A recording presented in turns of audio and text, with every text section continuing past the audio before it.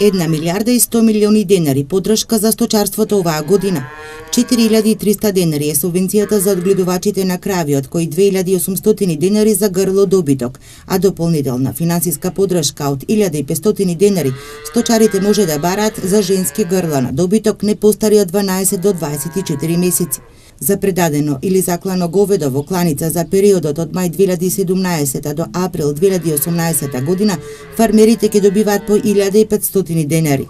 Овчарите за најмалку 30 обележани овци ќе може да добијат по 1000 денари за секоја, а за сочувано женско јагне по 700 денари. Субвенциите во оваа висина ќе може да ги добијат и козарите, доколку го исполнуваат условот да одгледуваат стадо од најмалку 10 кози. Субвенциите се од помош на сточарите. На мене околу сточарството да зборам помагат. Дават ми за женско јагне, за млеко, за тоа, да. Финансиската поддршка од државата за предадено кравио млеко во регистрирани млекарници останува на 3,5 денари.